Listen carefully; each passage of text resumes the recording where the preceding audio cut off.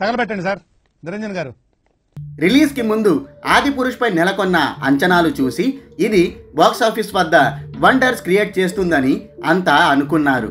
Ramayanam subject కాబట్టి ఆ sentiment ఈ సినిమాకు బాగా కలిసొస్తుందని, ఇండియన్ ఆడియన్స్ అంతా థియేటర్లకు పోటెత్తుతారని భావించారు. ప్రభాస్కి ఉన్న పాన్ ఇండియా స్టార్డమ్ కూడా ప్లస్ పాయింట్ అవుతుంది కాబట్టి ఇది బాక్సాఫీస్తో చెడుగుడు ఆడుకోవడం ఖాయమని అనుకున్నారు.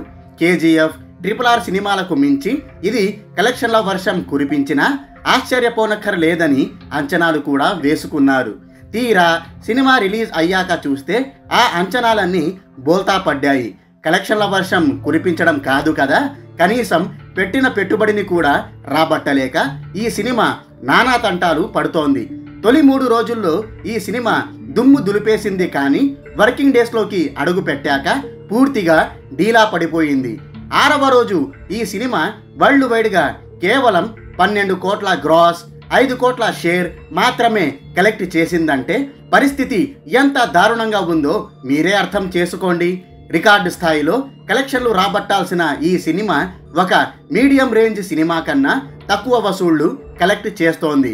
ప్రజెంట్ సిచ్యువేషన్ని బట్టి చూస్తే ఈ సినిమా భారీ నష్టాలు మిగిల్చేలా కనిపిస్తోంది. రిపోర్ట్స్ ప్రకారం ఈ సినిమా వరల్డ్ వైడ్గా మొత్తం 6 రోజుల్లో 175 కోట్ల 75 లక్షల షేర్, 355 కోట్ల గ్రాస్ కలెక్షన్లు రాబట్టింది. అయితే ఈ సినిమా వరల్డ్ వైడ్గా 242 కోట్ల ప్రీ రిలీజ్ బిజినెస్ చేసింది.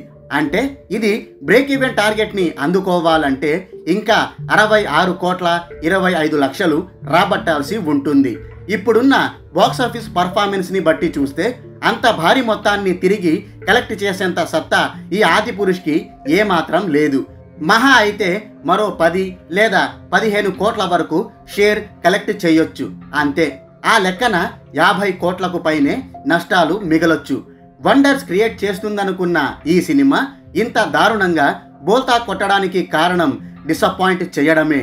గ్రాఫిక్స్ మరీ కార్టూన్స్ లాగా ఉంటే రామాయణం సబ్జెక్ట్ని డైరెక్టర్ ఓం రౌత్ పూర్తిగా భ్రష్టు పట్టించేశాడు.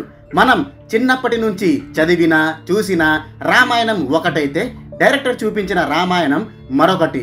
దీంతో ప్రేక్షకుల నుంచి ఈ సినిమా తారాస్థాయిలో నెగిటివిటీ మూటగట్టుకుంది. ఈ దెబ్బకు ఆదిపురుష్ బాక్సాఫీస్ వద్ద బోల్తా పడిపోయింది. నష్టాలతో చాప చుట్టేసే పరిస్థితికి వచ్చేసింది. ఇక్కడ మరో ఆశ్చర్యకరమైన విషయం ఏమిటంటే ఇప్పటి వరకు ఈ సినిమా సాధించిన కలెక్షన్లు కూడా ఫేక్ అని కొందరు చెప్తున్నారు.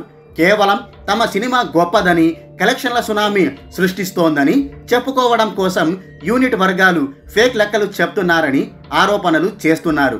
ఒకవైపు ట్రేడ్ లెక్కలు 355 కోట్ల గ్రాస్ అని చూపిస్తుంటే మేకర్స్ మాత్రం తమ సినిమా 6 రోజుల్లో 410 కోట్ల గ్రాస్ కలెక్ట్ చేసిందని పోస్టర్ విడుదల చేశారు.